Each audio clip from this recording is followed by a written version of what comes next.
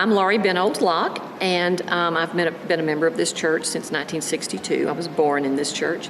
My parents were Dr. Douglas Benold and Mary Nell Benold. It's my mother. My father died about a year and a half ago, and my mother is still living. Neither of my parents were born here. Interestingly enough, my grandfather, Oscar Benold, was a Methodist minister, and he attended Southwestern, so he probably worshiped in this church between 1908 and 1910. He actually moved his family to Georgetown in 1934, so my dad moved here when he was 10 years old. And the main thing, of course, to know about my father is he was a dedicated physician. We've always said he was married to medicine, and that was his role. His big role in Georgetown is being a health care provider and a healthcare leader. Daddy was one of two physicians in town when I was a child, so he was very busy, he and Hal Gaddy. He co-owned the Georgetown Hospital. He started the first integrated nursing school for LVNs in Georgetown. He started the community clinic. He started the ambulance service. My dad, along with his partners, were major factors in building the new Georgetown Hospital, St. David's in Georgetown. And then even in retirement, after my dad was 70, he was instrumental in starting the Georgetown Community Clinic, which now is the Lone Star Circle of Care. In addition, he was a founding member of the Wesleyan Homes and was their medical director for over 50 years and made rounds there, I think, every day. My father was beloved of his many patients because he was so kind and compassionate and empathetic. And so most attention today that's given to him is because of that, of the type of loving person that he was. He just was known by everyone, I think, as someone who would help no matter what.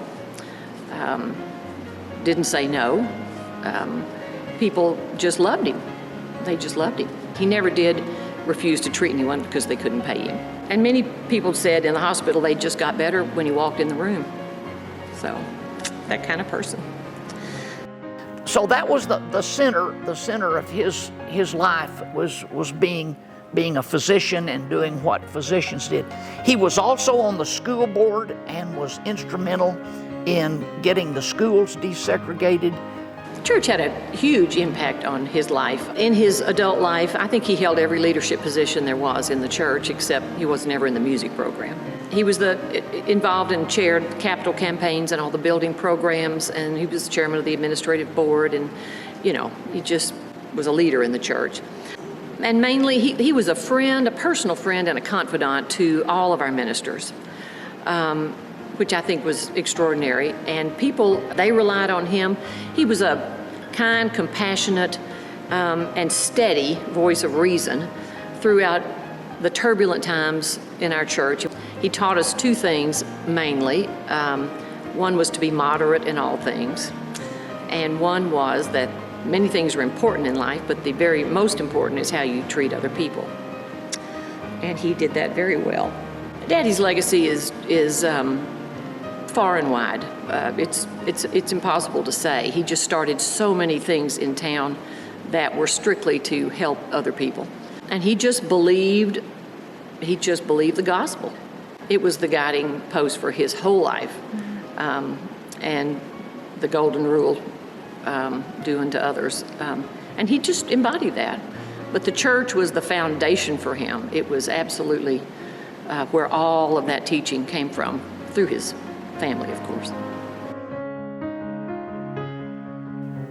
My mother was born in East Texas and came to Georgetown as a student at Southwestern University in 1946. And she joined this church at that time. Also, my mother was in the a cappella choir at Southwestern University, and back then the connection between Southwestern and this church was a lot closer. And if you were in the a cappella choir, you were also the choir of the First United Methodist Church, and you were expected to be here every Sunday morning. So she was singing in the choir beginning back in 1946, and she probably retired from singing in the choir about 10 years ago. So She was a regular member of the church choir here, I guess, for about 55 years. She was always actively involved in First Methodist for as long as she lived in Georgetown. After she graduated, she got married to Daddy, and they moved away for a year and came back, and then had been members of the church ever since. So she joined the adult choir. Mother taught Sunday school for years, taught VBS, was in charge of VBS, played the piano for everything. She was an MYF sponsor with Daddy. Mother was a member of the Woman's Club in Georgetown for years, and she was a consummate hostess and entertainer. One thing that Mother loved doing was touring around visitors. She was a gung-ho Georgetown booster, and she was a volunteer at the Visitor Center, and she would do step-on tours. She would actually get on the bus of a visiting tourist group, and she would take them on the tour. And Mother was a firm believer in that what people really want are stories, not facts. And so she didn't say, you know, here's the house that was built by Judge Hughes in 1863, and he was that. It was more like, you know, Judge Hughes attended the secession convention, and when the vote was about to happen, he stood up and said, "I vote no." And she said, and even if it's not really the truth, she said, people want stories. Well, Mother was a very vivacious, outgoing, extroverted, socially adept person. Personally, my mother has always been lively, energetic, outgoing, friendly, extremely friendly, very supportive of my father and his work, very supportive. She was fit perfectly into the role model that was expected in the early 1950s, and that is she was a homemaker. She prepared our meals, and she did the laundry, and she got us dressed for school and all that with no complaint. That was what she was happy to do, and she was a wonderful, supportive, caregiving, loving mother. Like Daddy, she grew up in a Methodist family where the church was extremely important. They were always at church, Wednesday nights, Sundays, very leaders in the church, always. And so when she came here, of course, that was just a natural thing for her to do. It was just an organizing principle in her life, you know, as well as all of our lives.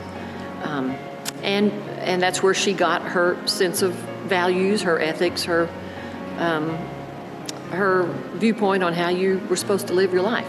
I think that both of them will leave a legacy of civic involvement. The other thing is, I think their legacy will be that they were solid supporters of this church, and this church was so important in this community